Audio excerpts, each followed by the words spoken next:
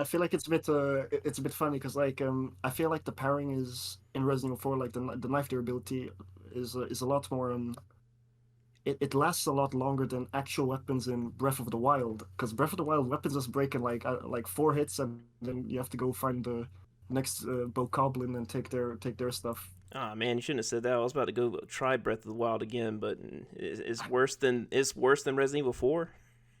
I mean, weapon durability wise, in terms of durability, Yeah, yes.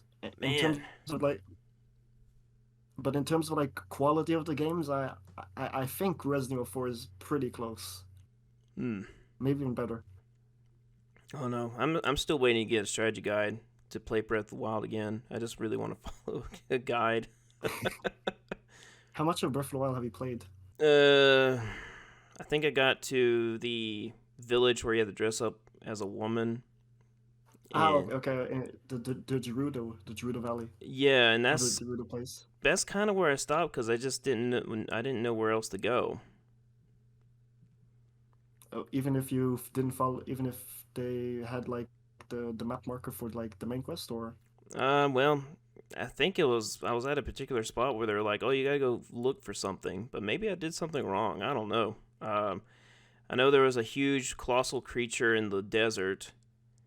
Um, yeah. the only thing I remember was having to find places to take photos. I don't know if that's part of the main quest or a side objective, Ah, but okay, right. We have to find the memories, yeah, right? memories. Mm. Is that a main quest?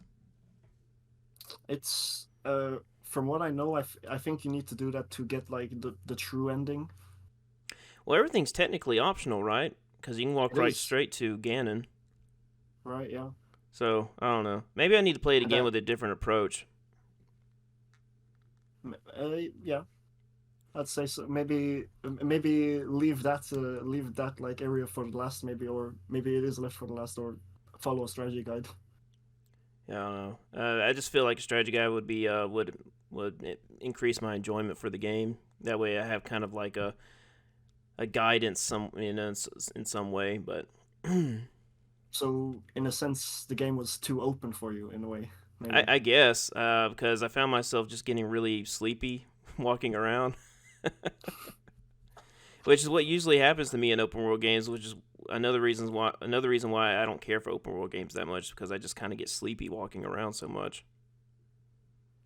I haven't played that many open world games like the Assassin's Creed games or Far Cry. I have not played any of them, so I don't know like I don't think I've played a bad open world in a sense. I guess we can with that we can lead into one of the 5 questions I gave you, which is what are open world games? What are open world games missing in your opinion?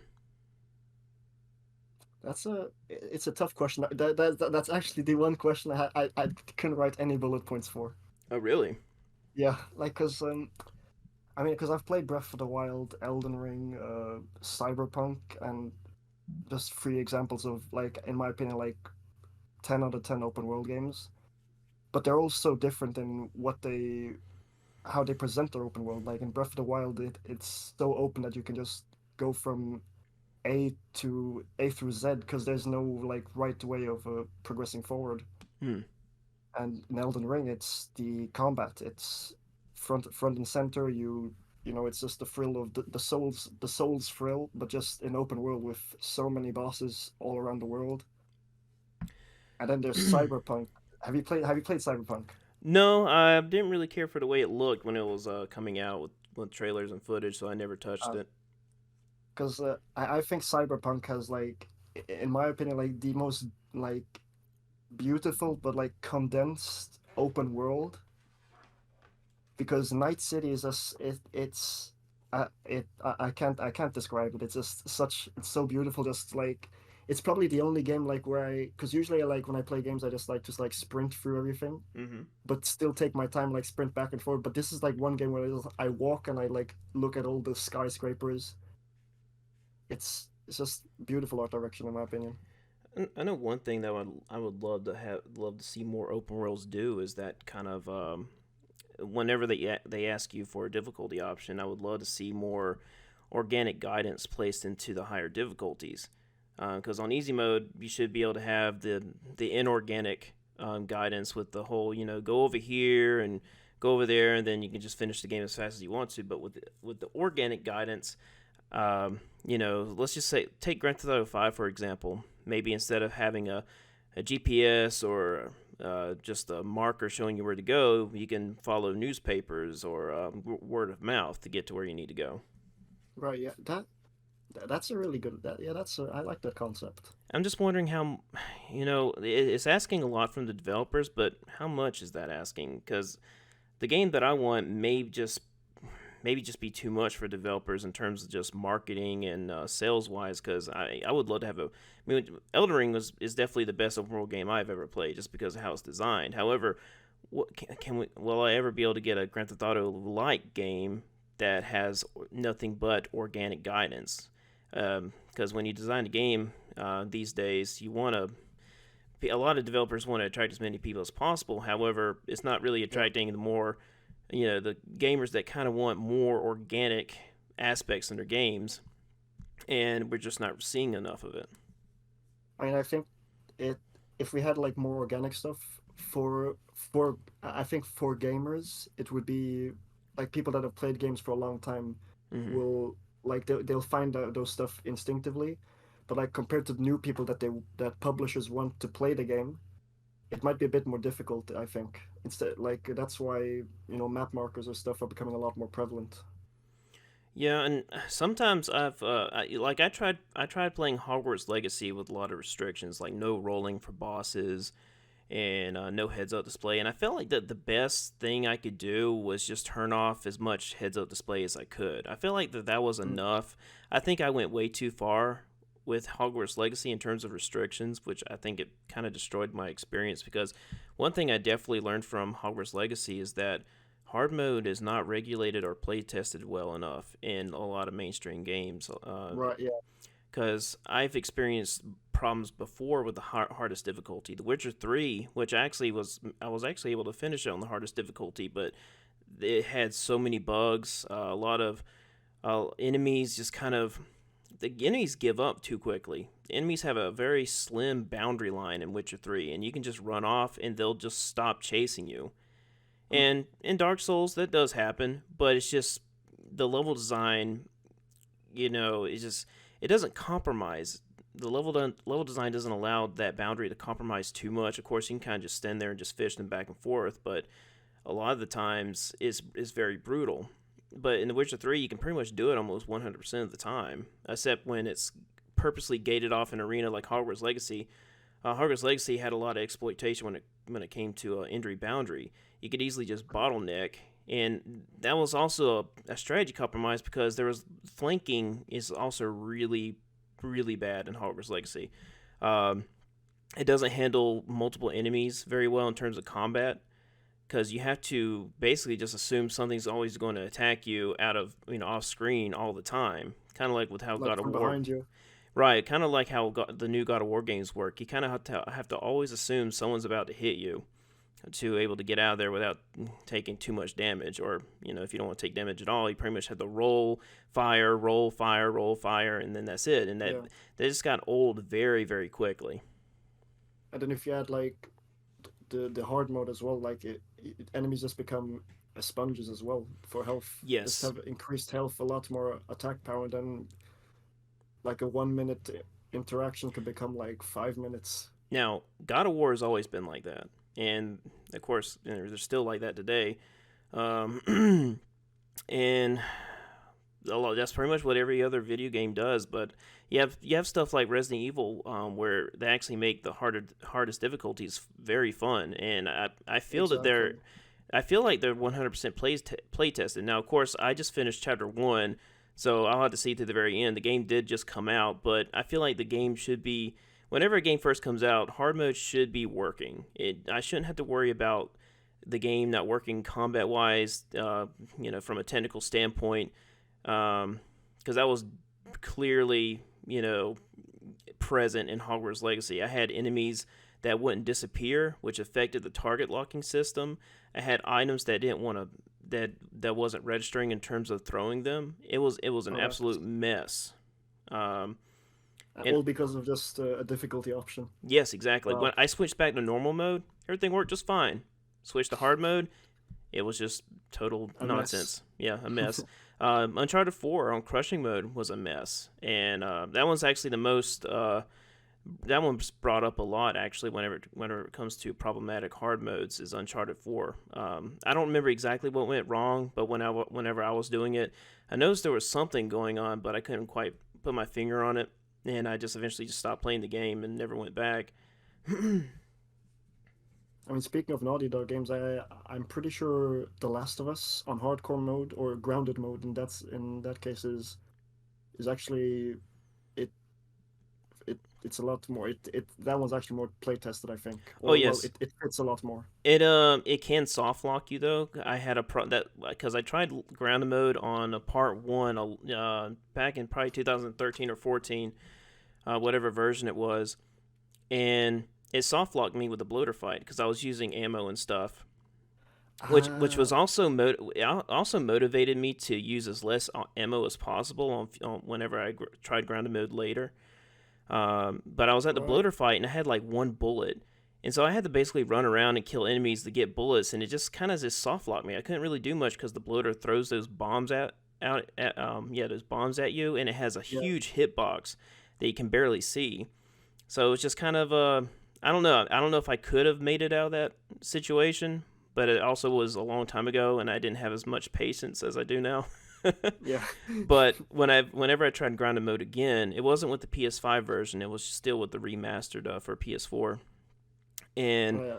I just didn't use ammo. I didn't use any bullets. I just snuck around and or Just just farm as much as possible yeah, just or collected as find many bullets. And resources. I basically didn't use anything until I got to the very last part of the game, which is the hospital. And that's when Mhm. I was like, you know what? I have like tons of bullets, tons of weapons. I'm just gonna go crazy. And it was actually very satisfying saving all of my ammo just for the last part of the game where I really needed it. I mean, in the context of the story as well, that fits perfectly. Like Hmm. going guns blazing into the hospital. Yeah, no, I highly recommend anyone to if they want to see a really good hardest difficulty, definitely play grounded mode for The Last of Us because it removes mechanics like um, listen mode where you can see through walls. I think that's I don't That know. was a pretty overpowered. It's. Yeah, I mean, I if I was in a zombie apocalypse and I could just like go to wall and hear stuff, and then suddenly I could like see like what's behind the other side. That's you know I played Last of Us Part Two on normal mode because I didn't want to get spoiled for it, and so I didn't want to get stuck playing on hard mode and then yeah. instantly see a spoiler. So I just played it on normal mode. I played through the entire game, and then I was like, wait a minute, I totally forgot I had listen mode. but Oh, but I don't need it. just It's just instant. whenever I used it, it felt like I was cheating. It's amazing how not using something for so long and then finally using it makes you feel like you're cheating. It's definitely a very weird feeling.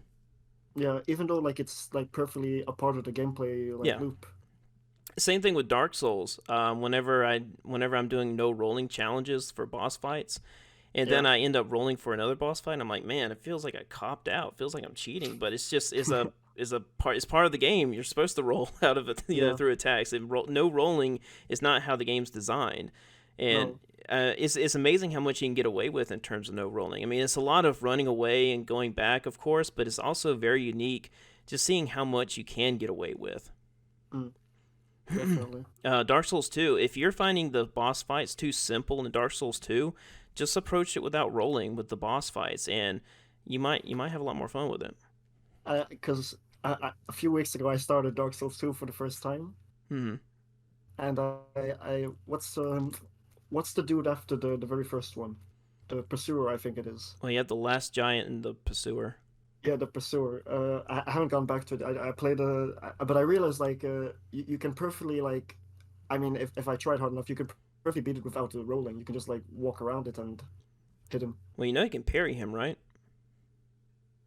You can. Yeah. Oh well. Alright, okay. Well, next time I get back to Dark Souls, I gotta parry him. Yeah, I don't. I actually have a short on YouTube. Maybe I can send you the link if you want it. It just shows me parrying him the entire fight. Oh wow. Yeah, Must that's be must be satisfying. oh Hit after yes, hit. yeah. There was one particular part of the fight where I kind of had to circle around him a little bit, but for the most part, just you can pretty much parry every single attack except for his charge attack where his sword turns blue, Oh yeah. which you can easily just walk to the side, walk around him. Do a little cha-cha slide to the right and then Mm-hmm. Yeah, I remember I used to be so intimidated by the pursuer, but once I figured out his pairing timings, I was like, oh man, this guy's a blast. yeah. I just wish the Last Giant was a little bit more intimidating. I mean, his stomps Yeah, can I get mean a little weird, but the cutscene was really epic. I was like, oh "Oh yeah. right, this is Dark Souls 2." And then like I just stood under him and just hit the legs and oh, Mm-hmm. it's definitely no fire giant. Dark Souls 2 gets so much hate, and usually it's very shallow. The complaints. I understand that hitboxes are weird, and you have adaptability you got to worry about, but once Yeah. you kind of adapt to the way Dark Souls 2 is designed, it's a fantastic game. It's also it can get very chory, especially with Scholar of the First Sin edition, where you had to find keys all over the place. But once you kind of overlook that and kind of just once you scavenge through the bunch of I guess kind of bloated aspects, it's a really fun game, and I feel like a lot of people just kind of just need to overlook that stuff because it's not like it's an open world game where you got to go all the way across the map to find this key. The key's usually in just a Close warp by. a bonfire warp away, and then you can just move along. I mean, I definitely do not criticize anyone for looking at a guide. Definitely look up where the keys are. If you want to find everything organically by yourself, of course that's entirely up to you. But even I've been playing this game so many times, and I still had to look up where the keys are because they're in Love very to. random places. Yeah, because I've in term like I've heard lots of people criticize Dark Souls 2, and like I mean I've only gotten up to the Pursuer, but like I think it's a really good game. It's a From Software game, but like Mm-hmm. the only issue I have is like you said earlier, the adaptability, Yeah. and it's pretty wonky at times. Like I feel like, oh okay, I've perfectly rolled this, and then I like look up at my health bar, I'm like missing health. I'm like, but I Yeah. didn't get hit. I I rolled. I was doing a no roll for. I think I was doing no rolling. Maybe I wasn't. I was finding the Flexile Sentry without the heads up display. And so I got the fight over with. I was like, all right, got this without taking damage. And then then I enabled my heads up display, and I realized I took a chunk of damage. I'm like, where in the world did that happen? And so I looked back at the footage and I saw a little tiny squirt of blood. My character didn't flinch. My character didn't stagger. Just a little squirt of blood, and that's where I took a hit. And I was like, "Come on, really?" So when it comes to playing the game without a heads-up display, it's gonna be very tricky because you gotta have a very keen eye to see a squirt of blood coming out of you because you don't know if it's coming out of you Yeah, or the boss. right. Yeah, Dark Souls 2, the adaptability strikes back.